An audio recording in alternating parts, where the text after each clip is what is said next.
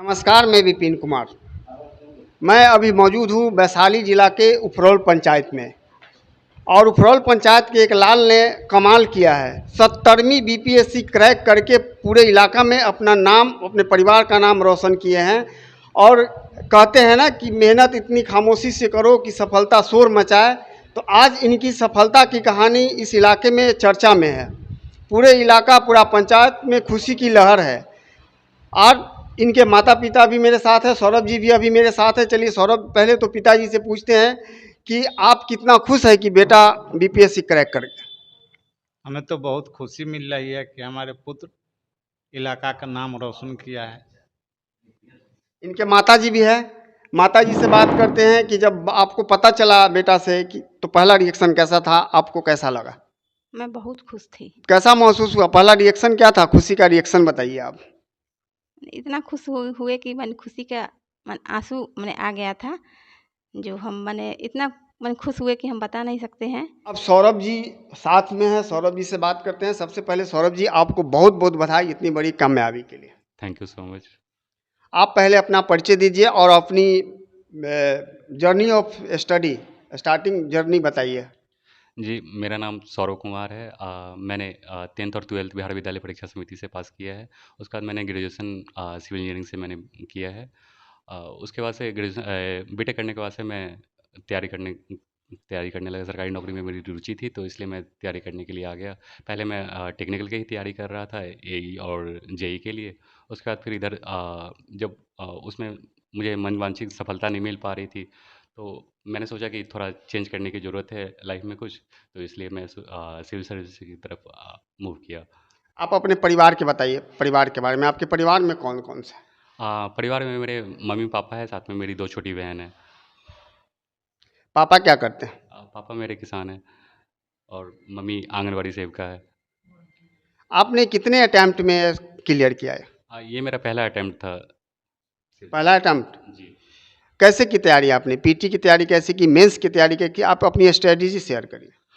PT के लिए मैंने जो बेसिक्स बुक होती है, मैंने उसी को फॉलो किया। एनसीईआरटी समरी आता है मैथ्स बनवाल का, तो मैंने थॉरली उसी की लगातार स्टडी की। साथ में बिहार से काफ़ी ज़्यादा क्वेश्चन पूछे जाते हैं, करंट से पूछे जाते हैं, तो मैंने उसकी थॉरो स्टडी की। साथ में जो क्वेश्चन बुक आते हैं उससे प्रीवियस ईयर के क्वेश्चन लगाए, साथ में न्यू प्रैक्टिस सेट लगातार लगाते रहा, तो इससे प्री की तैयारी काफ़ी अच्छी हो गई थी। उसके बाद मेंस के लिए, मेंस में मेनली आंसर राइटिंग पे बहुत ज़्यादा फोकस होता है। तो आंसर राइटिंग के लिए मैंने जो कोचिंग के मटेरियल होते हैं उससे मैंने हेल्प लिया। साथ में जो पर डे एक क्वेश्चन लिखने की प्रैक्टिस की। साथ में जो टेस्ट सीरीज चलते हैं बहुत सारे कोचिंग के, उसका मैंने टेस्ट सीरीज में पार्टिसिपेट किया। इंटरव्यू के लिए क्या किया आपने अलग से? कैसे तैयारी की?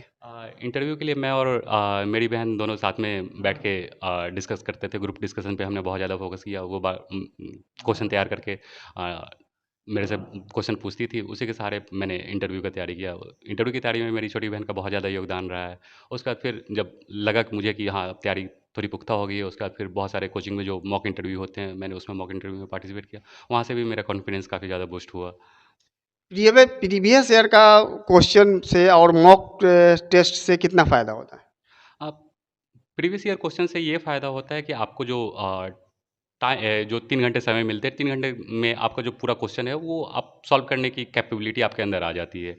सबसे बड़ा एग्ज़ामिनेशन हॉल में सबसे ज़्यादा दिक्कत इसी बात की आती है कि वहाँ पे टाइम मैनेजमेंट नहीं हो पाता है। क्वेश्चन बहुत ज़्यादा होते हैं, लेंदी भी क्वेश्चन होते हैं, तो क्वेश्चन छूटने की प्रोबेबिलिटी बहुत ज़्यादा होती है। तो इसलिए प्रीवियस ईयर साथ में जो मॉक टेस्ट होते हैं वो सब लगाना बहुत ज़्यादा ज़रूरी होता है कि आपका प्रैक्टिस अगर अच्छा हो गया तो फिर वहाँ पे दिक्कत नहीं आता है।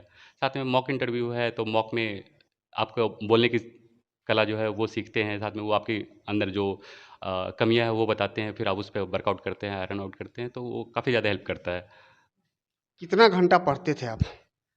मैंने पढ़ने के लिए घंटे डिसाइड नहीं कर रखे थे। हाँ, ये था मेरा मेरा गोल हमेशा यही रहता था कि हाँ, पर डे पढ़ना है, पर डे पढ़ाई करनी है, जब तक मन करे बस पढ़ना है। पढ़ाई के अलावा और क्या शौक है? क्या हॉबीज है? पढ़ाई के अलावा ऐसे कोई विशेष हॉबी तो मेरी नहीं है, बस ये खाना बनाना मुझे पसंद है। कभी-कभी बहुत ज़्यादा अगर स्ट्रेस हुआ तो मैं खाना बनाना पसंद करता हूँ, कुछ अपने मनपसंद बनाया, खाया, तो उससे बहुत ज़्यादा रिलैक्स फ़ील करता हूँ मैं। आपके आइडल कौन है? आपके आदर्श कौन है? किसको फॉलो करते हैं आप? मेरे आइडल विराट कोहली है। मुझे उनका जो परसिवरेंस है वो बहुत ज़्यादा मुझे पसंद आता है। बहुत बार उनके बारे में बहुत सारे लोग बहुत सारी चीज़ें बोलते हैं, लेकिन वो हमेशा अपने बल्ले से जवाब देना उचित समझते हैं। तो मुझे उनकी ये चीज़ बहुत ज़्यादा पसंद आती है कि हाँ, मेहनत करते रहना चाहिए, मेहनत अगर सही डायरेक्शन में किया जाए तो बिल्कुल सफलता मिलती ही है। आने वाले विद्यार्थियों को क्या मैसेज देंगे? अभी कमिंग फिर से एग्ज़ाम होने वाला है, उस विद्यार्थियों को क्या कहेंगे आप? कैसे तैयारी करें? मैं उनको एक ही चीज़ बोलना चाहूँगा कि जो तैयारी को हमेशा अपने बेसिक्स पे स्टिक करे। जो बेसिक चीज़ें पूछी जाती है, जो बेसिक चीज़ें पढ़नी है, उस पे ज़्यादा फ़ोकस करे। बहुत बार ऐसा होता है कि हाई-फ़ाई चीज़ें पढ़ने के चक्कर में हम बेसिक जो होते हैं, वो भूल जाते हैं और वहाँ पे बेसिक चीज़ें एग्ज़ामिनेशन हॉल में ज़्यादा गड़बड़ होती है। तो उस पे ज़्यादा ध्यान देने की आवश्यकता है। परिवार का सपोर्ट कैसा रहा तैयारी के दौरान? परिवार का सपोर्ट काफ़ी अच्छा रहा हमेशा से। मेरे पापा बहुत ज़्यादा सपोर्ट किए हैं बचपन से ही। इन लोग बहुत बार मेरा मन ऐसा किया कि हाँ, बहुत ज़्यादा समय हो गया है, समय काफ़ी ज़्यादा लग रहा है तो मैं छोड़ दूँ। मेरे पास बीटेक की डिग्री है तो मैं कहीं जॉब कर लूँ प्राइवेट में ही। लेकिन इन लोगों ने कहा कि नहीं, थोड़ा-सा और समय ले लो, इतना समय ले ही लियो तो थोड़ा-सा और समय ले लो, क्या पता इस बार बिल्कुल हो जाएगा। तो बहुत ज़्यादा सपोर्ट किया फैमिली ने। कभी जब आप डिमोटिवेट होते थे, ऐसा कभी लगता था कि नहीं अब हमसे नहीं हो पाएगा, तो फिर मोटिवेट होने के लिए क्या करते थे आप? उस टाइम मेरी जो सबसे छोटी बहन है साक्षी, वो बहुत ज़्यादा मुझे मोटिवेशन दी है ऐसे टाइम के लिए। बहुत बार ऐसा होता था कि बहुत ज़्यादा फ्रस्ट्रेशन होता था, मॉक टेस्ट हुए उसमें नंबर कम आए तो उस टाइम बहुत ज़्यादा ख़राब लगता था कि हो पाएगा मेरे से कि नहीं हो पाएगा, सेल्फ डाउट बहुत ज़्यादा आता था। तो उस टाइम वो बहुत ज़्यादा हेल्प की है मेरी। बहुत मोटिवेट करती थी कि अरे हो जाएगा, इतना भी टफ नहीं होता है, करते रहो, लगातार करते रहो, बिल्कुल हो जाएगा। और वही हुआ। ये तो आपका फर्स्ट अटेम्प्ट था, फर्स्ट अटेम्प्ट में निकाले, तो आगे का लक्ष्य क्या है? इसके आगे क्या है? मुझे पहले अटेम्प्ट में अभी फ़िलहाल रेवेन्यू ऑफ़िसर का पोस्ट मिला है। मेरी इस बार भी मैंने 71वीं का मेंस लिखा है। इस बार मेरी मनोकामना है कि एसडीएम का पोस्ट इस बार मुझे मिले। आपकी हॉबीज़ क्या है? पढ़ाई के अलावा और क्या पसंद है? मुझे खाना बनाना पसंद है, कुकिंग मेरी हॉबी है। बिरयानी वगैरह मैं काफ़ी अच्छा बनाता हूँ।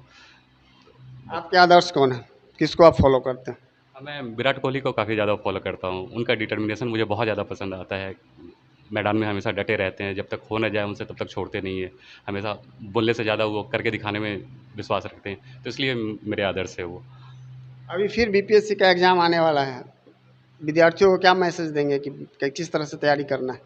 हाँ, बहुत बार ऐसा देखा जाता है कि लोग हवा बनाते हैं कि हाँ, बहुत इधर-उधर से क्वेश्चन आते हैं, बहुत टफ क्वेश्चन आ रहे हैं। लेकिन मेरा जहाँ तक मानना है कि हम जो प्री का है, प्री में बिल्कुल बेसिक्स पे हमें स्टिक करना चाहिए। एनसीईआरटी हो गई, उस पे हमें स्टिक करना चाहिए। लगभग क्वेश्चन सारे वहीं से आते हैं। बार-बार हमें उसी को गो थ्रू करना चाहिए, तो उसी से लगभग तैयारी हो जाती है। और बहुत ज़्यादा प्रेशर नहीं लेना चाहिए, जितने खुले माइंड से हो सके, बिल्कुल रिलैक्स माइंड से एग्ज़ाम देना चाहिए। मेंस के समय बहुत ज़्यादा स्ट्रेस होता है, तो उस टाइम बहुत ज़्यादा रिलैक्स रहने की ज़रूरत होती है। जितना माइंड रिलैक्स रहेगा, वहाँ टाइम मैनेजमेंट करने में बहुत आसानी होती है।